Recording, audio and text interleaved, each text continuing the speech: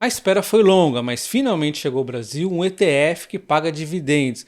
Esse ETF ele investe em ações boas pagadoras de dividendos da bolsa e esse dividendo realmente chega na conta final do investidor. Então é como se esse investidor estivesse investindo nas ações diretamente, é praticamente o mesmo efeito, já que o dividendo chega na conta dele, ele pode reinvestir aonde ele bem quiser ou de repente usar esse dinheiro aí, né?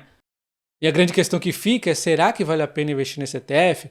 Para entender isso, a gente vai ter que analisar a composição da carteira, o que tem lá dentro. Vamos dar uma olhadinha na rentabilidade histórica. Vamos comparar o que nós temos hoje no mercado, que são aí os ETFs que investem no IDIV. E vamos também entender os possíveis cenários com a taxação de dividendos. Será que vão ter cenários que podem deixar ainda mais vantajoso esse ETF? A primeira coisa que nós vamos ver é a composição que essa carteira tem. Aqui está a lista de ativos e eu também separei, depois já vou mostrar o gráfico, por setores aqui que eu fui classificando conforme eu achei mais pertinente, e pus um subsetor, por exemplo, setor financeiro. Aí, dentro do setor financeiro, eu especifiquei no subsetor se é seguros, né, ou então se é bancos. E a gente vai dar depois uma olhada ali em quanto exposto está em cada setor aqui esse ETF, tá? Dando uma olhada nas ações ao qual esse ETF investe, são 21 ações. Está bem diversificado, a maior exposição dele acaba sendo aqui a Vivo com 6,15, então ele também está bem espalhado aqui. E aí a gente vê que tem a BB Seguridade, a Taesa, a Engie, Banco do Brasil, Semig, Santander, Itaúsa, Bradesco. Tem uma série de empresas muito interessantes, empresas boas, né? Mas a gente vai ter que ver como é que fica aqui a exposição de uma forma geral. Tem uma série de outras empresas boas também que acabou ficando de fora, então talvez também não eliminasse a sua opção aí de investir manualmente nas empresas que você mais gosta, né? Por exemplo, eu sinto falta aqui da Transmissão Paulista, não está nessa lista, mas enfim, é um grupo interessante de ativos, né? E vendo então a exposição do ETF por setores mais detalhados, nós temos aqui as elétricas com 26,5 é o maior peso da carteira, 16,1 é o setor de bancos, seguidos aqui do setor de siderurgia e mineração, praticamente aqui os dois com 13% cada, né? E aí a gente tem então petróleo, gás e biocombustível com quase 9%, telecom com 6,15%, que é a Telefônica Vivo, né? Seguros com 5,93%, construção tem um pouquinho aqui, financeiros outros aqui que não são nem seguradores nem bancos, e temos aqui os frigoríficos, os 2,75%. E olhando dessa forma, a gente percebe que realmente está diversificado, não dá para negar. Porém, se a gente olhar com um pouco mais de atenção, a gente vê que está um pouco exposto demais, talvez, aqui a ações de commodities. Vamos dar uma olhada aqui por setor mais agrupado. Eu agrupei aqui siderurgia, mineração, tudo aí que tem alguma coisa a ver com commodities, eu pus como commodities. Olha só, nós teríamos 37,5% da carteira em setor de commodities. Então não vai ser o perfil de muitos investidores aqui já de cara, né? 25,9% é o setor financeiro, e a gente encontra aqui não só bancos como seguradoras e o que é financeiro, mas não é seguradora, como por exemplo a Cielo, né? Temos aqui utilidade pública praticamente empatada, aqui as duas na segunda posição, e aí sim nós temos então telecom e construção aqui correndo por fora. E eu não vejo problema nenhum ter uma boa exposição às commodities. Na minha carteira principal ali nós temos o segundo maior peso na minha carteira é commodities, depois de elétricas, mas eu gosto muito de ter commodities quando você tem ali aquela compra no momento realmente de ruído. Commodities é bom para a gente comprar nesses períodos de queda, né? Ser ali assertivo. Você nem precisa vender se você não quiser, mas pelo menos na hora de comprar você tem que ser bem aí cauteloso, né? Bem assertivo no máximo possível.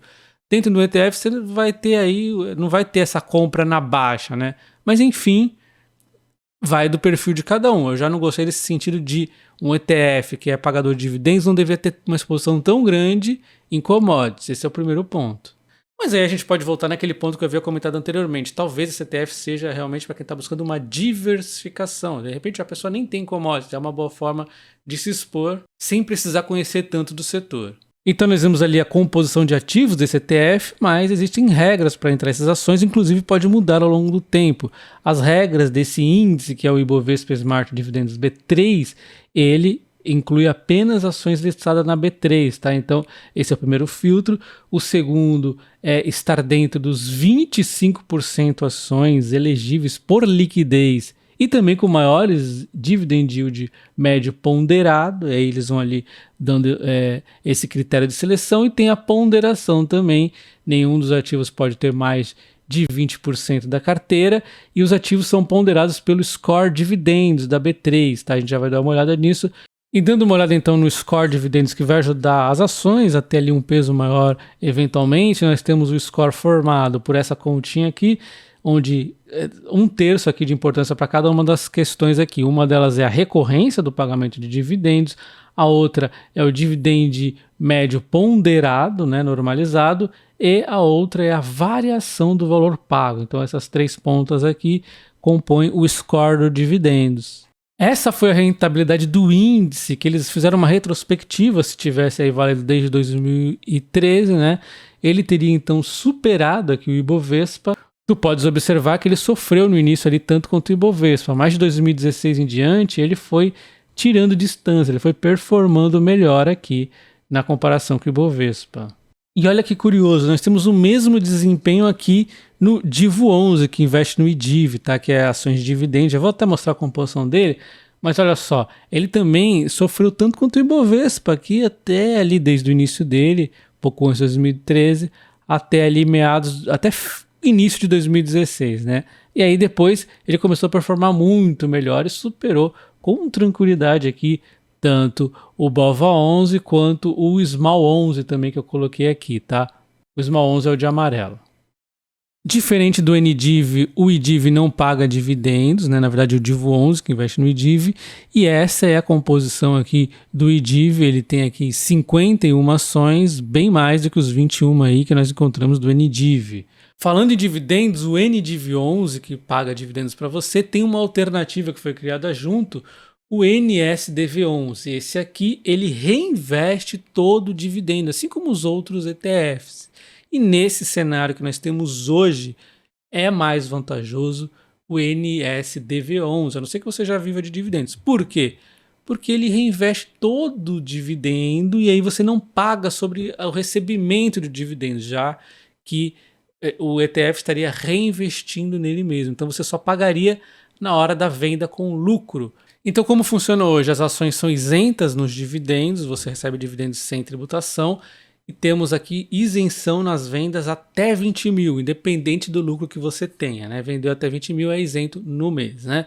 E nos ETFs você paga no lucro na venda, independente de quanto for, você vai ter que pagar aqui IR de 15%, e os dividendos acabam também tendo esse IR aqui de 15%, né? Indiretamente.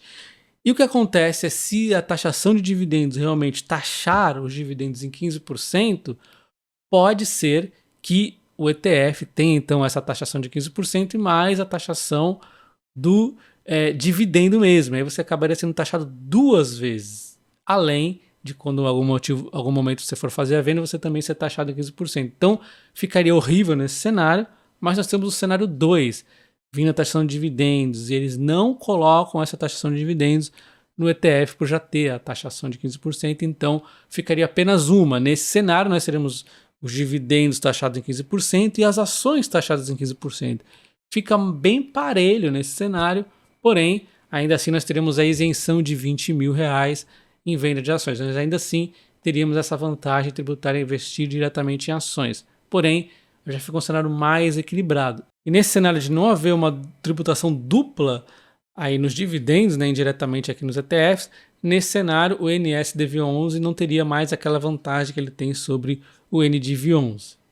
E já não bastasse toda essa questão tributária, nós temos uma taxa de administração de 0,5 pontos percentuais, que não é uma taxa abusiva, mas na minha opinião é uma taxa alta, é um ETF passivo que segue um índice.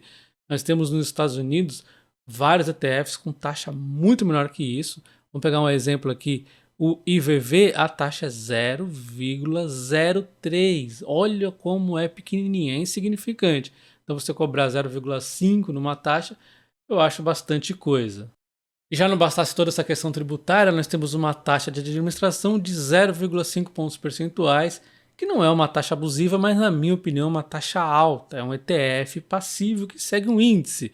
Nós temos nos Estados Unidos vários ETFs com taxa muito menor que isso. Vamos pegar um exemplo aqui, o IVV, a taxa é 0,03. Olha como é pequenininha, é insignificante. Então você cobrar 0,5 numa taxa, eu acho bastante coisa. Mas a nível de Brasil, essa taxa até que é baixa, porque nós temos as taxas muito altas em diversos investimentos. Por exemplo, tem fundos imobiliários aí que fazem um rolo com o investidor, com o cotista, e ainda cobram uma taxa de 1,5%, né? É um absurdo isso. Então, no Brasil, realmente as taxas são altas, os impostos são altos aqui, realmente é difícil. Vocês podem ver aqui no meu canal que eu tenho uma carteira onde eu invisto R$ 250 todos os meses, a carteira que vai para minha filha ali. Eu comecei do zero, todos os aportes registrados.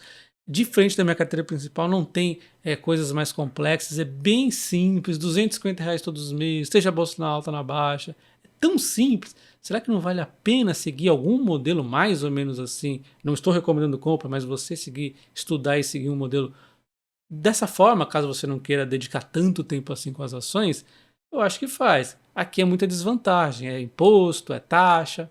Na minha opinião, não vale a pena. Mas é a minha opinião. Deixa aí a sua. Um abraço, até o próximo. Valeu!